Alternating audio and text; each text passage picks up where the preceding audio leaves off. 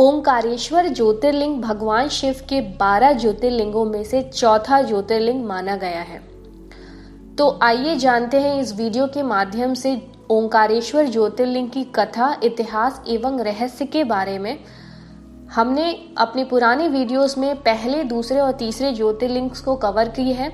आज हम चौथे ज्योतिर्लिंग के बारे में बात करेंगे। अगर आप हमारे चैनल पे नए आए हैं तो प्लीज इसे जरूर सब्सक्राइब करिएगा। तो चलिए शुरू करते हैं वीडियो को। ओंकारेश्वर ज्योतिर्लिंग मंदिर जो है मध्य प्रदेश के खंडवा में नर्मदा नदी के बीच मंधाता पर्वत व शिवपुरी नामक द्वीप पर स्थित है। यहाँ पर मंधाता नामक राजा ने शिव की घोर तपस्या करके प्रसन्न किया था और जन कल्याण हेतु यहाँ पर ज्योतिर्लिंग के रूप में विराजित होने का आग्रह किया था। इन्हीं के नाम पर इसका नाम मंधाता पर्वत रखा गया है। ओंकारेश्वर ज्योतिर्लिंग दो रूपों में विभक्त है, जिसमें ओंकारेश्वर और ममलेश्वर शामिल हैं। शिव पुराण में ओंकारेश्वर ज्योतिर्लिंग को परमेश्वर लिंग भी कहा जाता है। यहाँ भगवान शिव के ज्योतिर्लिंग स्वरूप की पूजा होती है और भगवान शिव की विधान से पूजा करने से शिव जी प्रसन्न हो जाते हैं और जीवन के सभी कष्ट भी दूर हो जाते हैं। यहाँ पर नर्मदा नदी ओम के आकार में बहती है। पुराणों में इस तीर्थ स्थल को विशेष महत्व बताया गया है। यहाँ तीर्थ यात्री सभी तीर्थों का जल लेकर ओमकारेश्वर को अर्पित करते हैं, तभी सारे तीर्थ पूर्ण माने जाते हैं।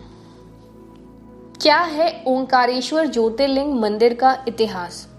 इस मंदिर में शिव भक्त कुबेर ने भगवान की तपस्या करके शिवलिंग की स्थापना की थी।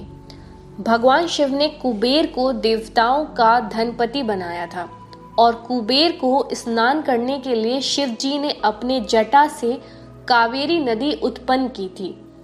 ओंकारेश्वर इस मंदिर में 68 तीर्थ हैं, जिसमें 33 करोड़ देवी देवता परिवार सहित रहते हैं।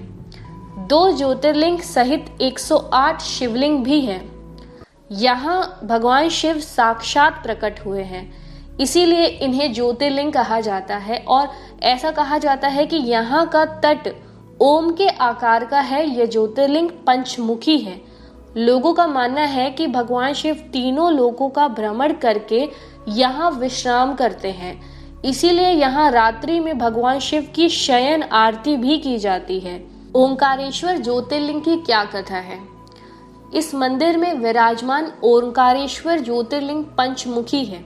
ऐसा कहा जाता है कि भगवान शिव तीनों लोकों का भ्रमण करके यहाँ विश्राम करते हैं। पर्वत पर एक बार भ्रमण करते हुए नारद जी विंध्याचल पहुंचे। पर्वतराज विंध्याचल ने नारद जी का बड़ा आदर सत्कार किया और बड़े अभिमान के साथ कहा कि मुनिवर, मैं सभी प्रकार से समृद्ध हूँ।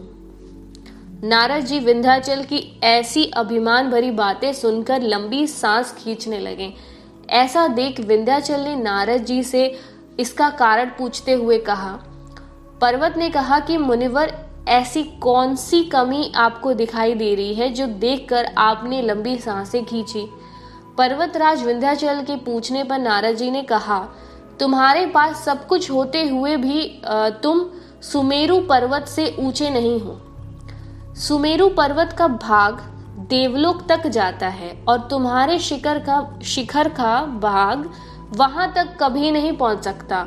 ऐसा कहकर नारद जी वहां से चले गए।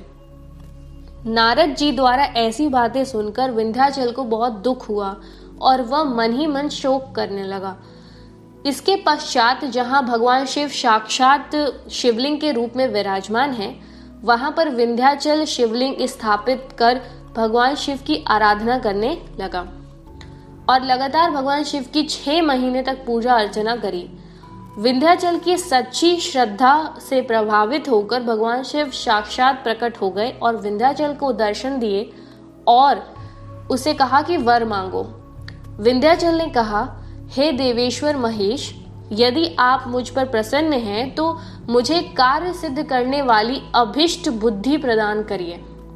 भगवान शिव ने विंध्य को उत्तम वर दिया।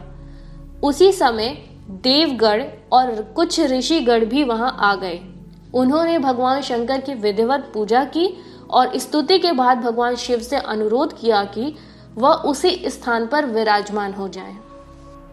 भगवान शिव ने उन सब की बातों को स्वीकार कर लिया और वहां पर स्थित एक ही ओंकार लिंग 2 स्वरूप में विभक्त हो गए। प्रवण के अंतर्गत जो सदा शिव उत्पन्न हुए उन्हें ओंकार के नाम से जाना गया। इसके अलावा पार्थिव मूर्ति में जो ज्योति प्रतिष्ठित हुई उसे परमेश्वर लिंग के नाम से जाना जाता है गया। आपको बता दें कि इस परमेश्वर लिंग को ममलेश्वर लिंग भी कहा जाता है। ओंकारेश्वर ज्योतिर्लिंग मंदिर की क्या मान्यता है? ओंकारेश्वर तीर्थ नर्मदा क्षेत्र में सर्वश्रेष्ठ माना गया है। शास्त्रों में इसकी मान्यता है कि कोई भी तीर्थयात्री चाहे कितने ही तीर्थ भ्रमण कर ले, किंतु जब तक वह ओंकारेश्वर में सभी तीर्थों का जल लाकर यहाँ नहीं चढ़ाता, उसके सारे तीर्थ अधूरे ही होते हैं। ओंकारेश्वर तीर्थ के साथ नर्मदा जी का भी विशेष महत्व है। शास्त्रों की मान्यता यह है कि जमुना जी में 15 दिन स्नान तथा 7 दिन स्नान करके जो फल प्रदान करता है, इतना पुण्य फल सिर्फ नर्मदा जी के दर्शन मात्र से प्राप्त होता है। इस ज्योतिर्लिंग का महत्व कुछ इस तरह है कि यहाँ विराजित भगवान शिव के ज्योतिर्लिंग के दर्शन मात्र से ही अनेक मनोकामनाएं पूर्ण हो जाती हैं। ओंकारेश्वर धाम किसी मोक्ष धाम से कम नहीं है। ओम के आकार में बने धाम की परिक्रमा कर लेने से मोक्ष की प्राप्ति जरूर होती है। तो यहाँ पर वीडियो समाप्त होती है। आशा करते हैं कि आपको इन्फॉर्मेटिव लगी होगी। अगर पसंद आई है तो प्लीज इसे लाइक, शेयर और सब्सक्राइब करना ना भूलिए।